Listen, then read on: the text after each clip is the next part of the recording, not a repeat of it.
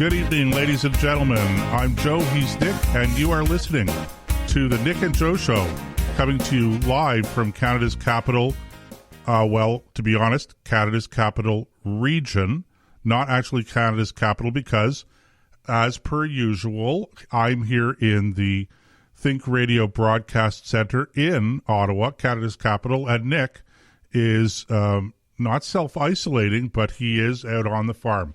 What we have humorously referred to as Bunker F from time to time. Are you there, Nick? As a matter of fact, I am, and that was a brilliant introduction, by the way, Joseph. I commend you. Well done. And I don't even have to script it, Nick. I just could talk right off the cuff. I meant right off. I meant right off the cuff, not right off the cough. I think what you should have said is right off your top of your head. Right off the, well, it's the same thing. Off the cuff. Yeah. It's the same thing as off the top of your head. You're right. As usual, Joseph, you are not only right, but you're quite eloquent in the way that you explain it. Well, I'm not really sure what the origin of off the cuff is. And, maybe that's something that we'll have to look up at some point in time. Anyway, we have a full show tonight, ladies and gentlemen. So we're going to get right into it. But before we do, again, just a little bit of housekeeping. If you're listening to the show live and you want to participate in our live chat, click on the comment button or chat button in the player. You may have to register. If you haven't registered before, you may have to sign in. That's to verify you're a flesh and blood, real human being. And I promise you, we will not filter you out if you happen to be a liberal. Okay? We are happy to have liberals make fools of themselves on our show, if they, want to do that. Was that too partisan, Nick? Okay. Have we lost Nick already? No, Nick was just busy turning down his player in the background. I clicked on it, and all of a sudden I'm listening to you like 6 seconds later thinking, I should have done this earlier. Okay, I got it. Okay. So, November the 11th, we cannot not do Remembrance Day, Nick. No, we can't. And I think that it's very important for us as a society to not lose the sense of what Remembrance Day represents. Before I get into the Prime Minister's comment today, I do want to, with some help from Joseph, remind the listener that Remembrance Day isn't just about, of course, it's about remembering our war dead, but as Joseph quite rightly pointed out in our pre-broadcast meeting, it should be, and traditionally was, about remembering the whole war effort. And if you understand anything of history at all and look back at that time period, the whole country had to make huge sacrifices. Not just the guy, not in the same kind of sacrifices that the guys in uniform did overseas or on the seas or in the air.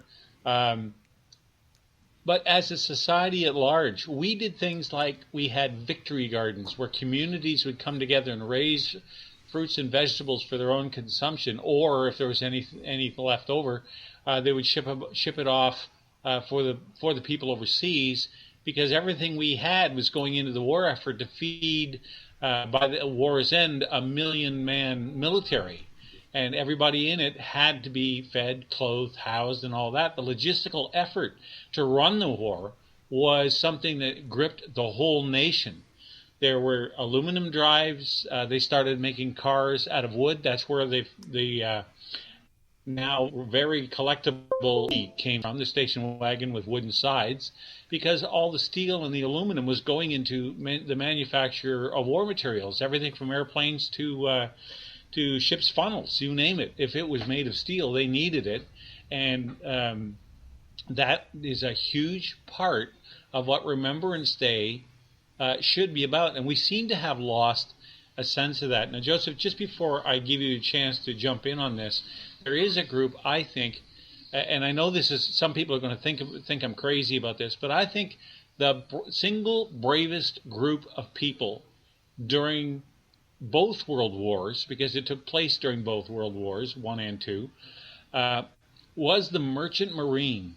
It's one thing to carry your duffel bag over your shoulder and walk up the gangplank of a destroyer, a frigate, a corvette, a battleship, even a submarine. Although we didn't have any submarines in the RCN during World War II, we had some people who were in the British Navy, in the submarine service of the British Navy, who were Canadian. But imagine the kind of courage it takes to throw a duffel bag over your shoulder, walk up the gangplank onto a floating gas tank, 10,000 barrels of avgas, or packed stem to stern with explosives and cordite and all the things that go bang in the night, with no ability to fight back. Some of them had 2 guns on the one on the forecastle and one on the stern, but really, for all intents and purposes, they were unarmed and depended on the escorts to get them safely across the ocean. And how many of them were sunk? Were on their 3rd and 4th and sometimes even their 5th ship. By the time the war was over, they'd been torpedoed 4 and 5 times, and went back to sea again and again and again. And that kind of courage, I don't think, has ever received the kind of recognition that's due. And another area that we don't recognize, because it wasn't a war, it was a police action, was Korea. And yet it was the same. If you were in Korea, you might as well have been in the Bocage country in France, or in the mountains of Italy. Probably a closer analogy, mountains of Italy, to what Korea was like. Those guys had to fight just as hard. They performed just as well, and for the most part, for years, have been ignored. And I think it would be to our a credit to our country if we started to pay attention and give the few that are left who were from that conflict the recognition they're due, because they were just as heroic. They pulled off unbelievable feats of arms, and just they were willing to go and fight when their country called on them. And that, I think, is the kind of courage we don't see much of today. No, I'm not. I stand to be corrected on this. This is something that I actually should know, or we should know, Nick, but I'm pretty sure that they've added the Korean War to the National Cenotaph downtown in Ottawa, the National War Memorial. You mentioned it, Joseph. I think that you're right. Right. So I think that at least on an official level, that they have recognized the Korean conflict as one of the wars that Canadians have fought. But you raised a few very important points, and I know we talked a little bit about this in our pre-show production meeting tonight or this afternoon. Yeah, there are two things that you've addressed specifically, Nick, and I'm going to speak to them, both points, very briefly. The first being that I agree with you. You were verging into a little bit of naval, seafaring technical jargon there when you started talking about the, guns of the forecastle and stuff like that. So, but that aside, Nick, I think you're dead right. Look, the reality is both World War I and World War II, neither of the victories that the Allies achieved in both of those conflicts would not have been possible without the effort of the merchant marine. And, you've quite eloquently described what it must have been like for these sailors who were not in the Navy. They were not in the Navy. They were civilians who continued to sail their merchant ships under orders from the military, from the Navy, from the Maritime Command, and the whole idea being that they were supplying Great Britain and the Allies from North America. And in North America, of course, we could grow food, we could build factories, we could build weapons, ammunition, all of the things that you needed to have, that the armed forces needed to win those battles, whether they were Canadian or they were British or American or whomever. And then, of course, there was the transportation of the troops, Canadian troops and eventually American troops as well.